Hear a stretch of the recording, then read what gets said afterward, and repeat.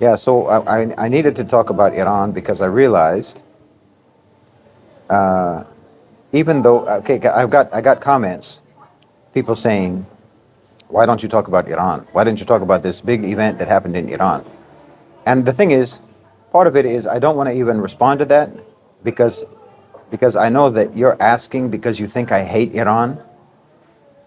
You're saying it like that, and you're pretending that I want to avoid talking about Iran, that I want to ignore talking about Iran, because you think that what they did was a huge, victorious move, that they punished Israel and so on, and I'm jealous because I hate Iran and I wish it was, because you all of these scenarios playing in your head. It's like everybody's always trying to figure out, they don't listen to what people say.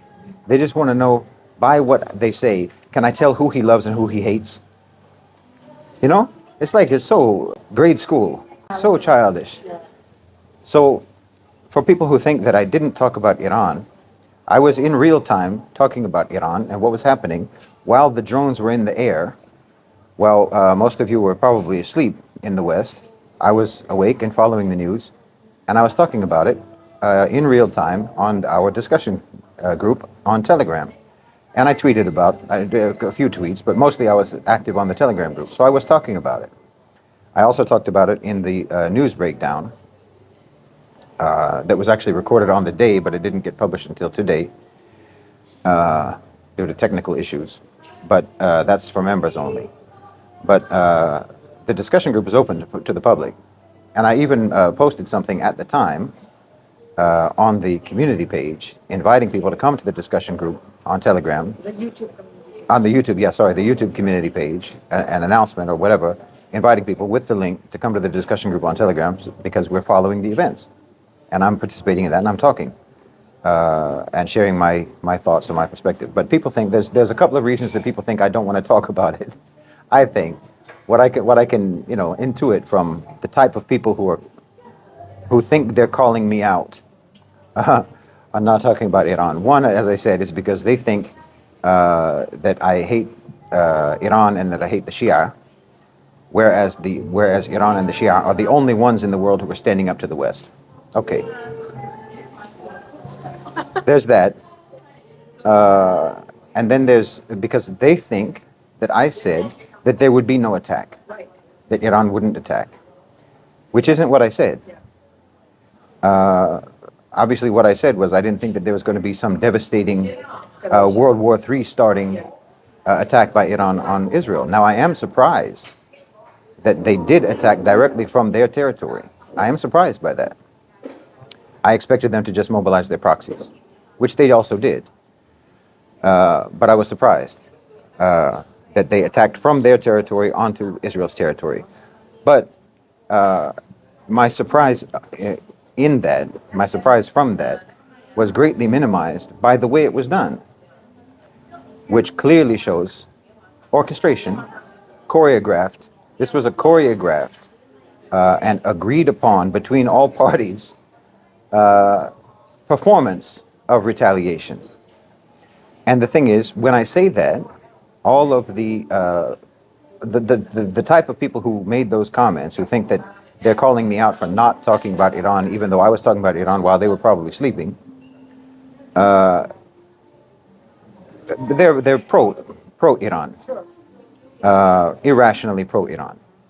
I don't have a position on it. I don't take a position on it. I just look at it for what it is, no matter who it is. If it's Iran, if it's Saudi, if it's Egypt, if it's anybody else, I just try to look at it in the context of geopolitics and history. And so what's clear is that the attack was choreographed, the attack was performative, the attack was agreed upon.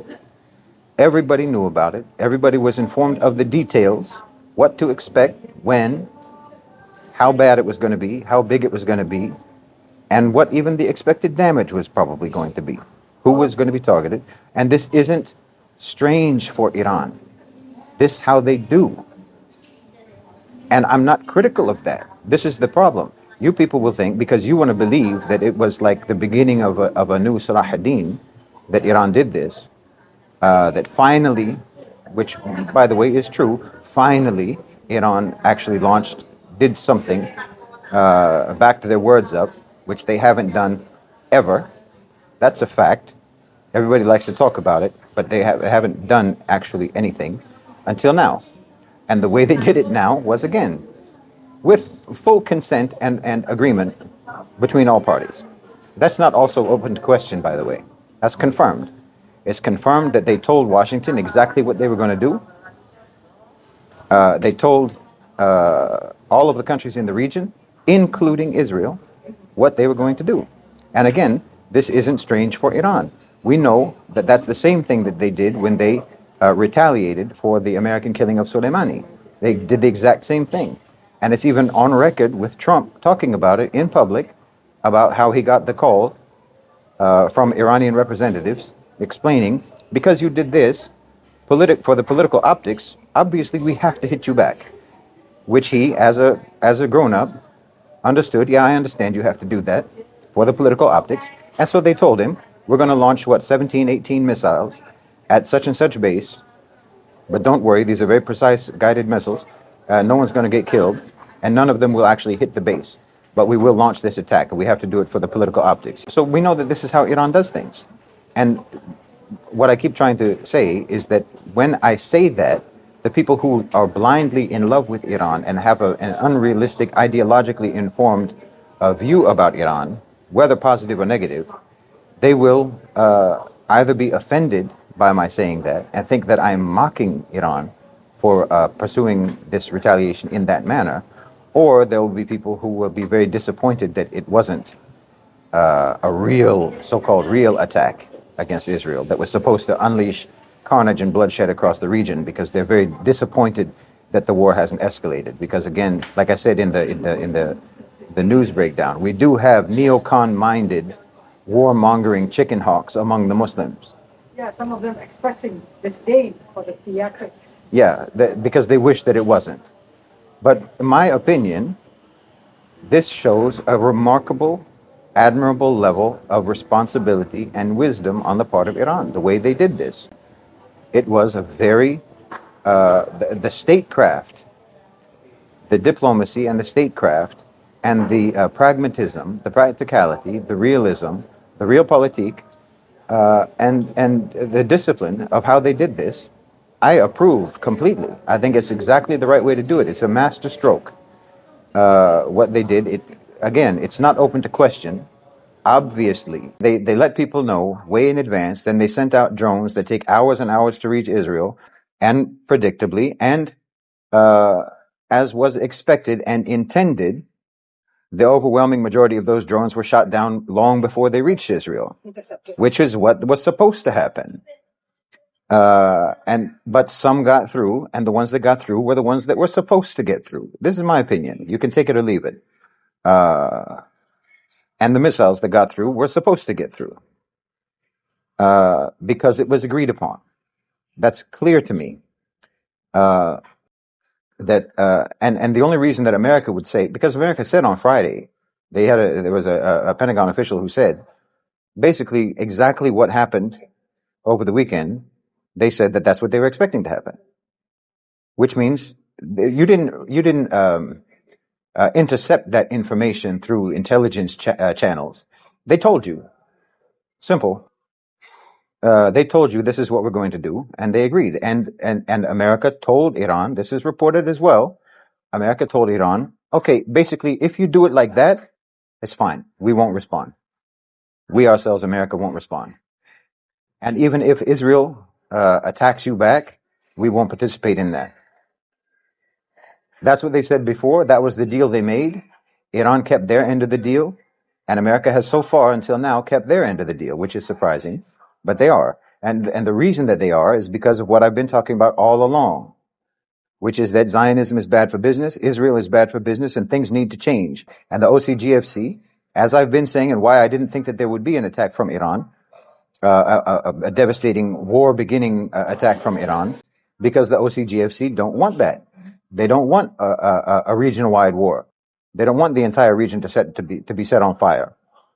Netanyahu and his group still thought that maybe they could do that. Now they just found out they can't. That's in my opinion. They just found out they can't. They thought we'll bomb the Iranian embassy in Syria and see if we can escalate this thing. That's what we've been wanting all along. We're going to try it, and it didn't work because things have changed. And like, okay, if you're disappointed by the fact that there was a choreographed, agreed upon, performative retaliatory strike by Iran on the territory of Israel, on military bases inside of Israel, if that disappoints you, then you have no sense of history. Because that's actually even worse.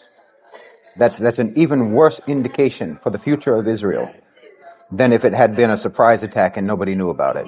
It's an even worse indication because it shows that America is turning away from you. And your impunity and unaccountability is at an end. Or anyway, its time is running out. And you can't get away with everything that you used to get away with anymore, and we're not going to back you up. And America saying that we're not going to support you in an attack on Iran, this is all remarkable. This is absolutely remarkable. And I think it has to be sending a chill down the spine of every Zionist in the world to see that America isn't, that your relationship is over. Basically, your relationship is over. So the fact that it was actually a choreographed, that everyone knew about it before it happened, everyone had the full information about it before it happened, and it wasn't stopped. That's even more important and indicative about the demise of Israel, the demise of Zionism, than if it had been actually what many of you wished it had been, which is an actual surprise attack, or an actual attack intended to cause damage, because the real damage was quite minimal. The actual damage was quite minimal, and I wouldn't be surprised if before the attack Iran was even able to give them a dollar figure about approximately how much damage is going to be done. Don't worry, we'll try to keep it under this much. I mean, the only person that got hurt was because one of the things got shot down, and they got hurt by shrapnel. Nobody got hurt in any of the actual strikes, and that shows the discipline and the self-control and the precision of the Iranian army. It also shows you that that's a thing that can be done. Armies can actually operate that way. When they say it's a precision-guided missile, that means it's precise. It doesn't mean it blows up an entire apartment block. You know? If you thought that the only way that an army can operate is the way that the American army operates or the IDF operates, but Iran just showed you, there is actually a responsible, disciplined, and, for lack of a better word, humanitarian way for an army to behave. There's a civil way, there's a respectful way, there's a self-controlled way that an army can behave, and the Iranians just proved that. I mean, congratulations to Iran. They did a good job. They handled it very well. It's not what most of the people who were talking about it think it was, but it's actually better than what they thought it was.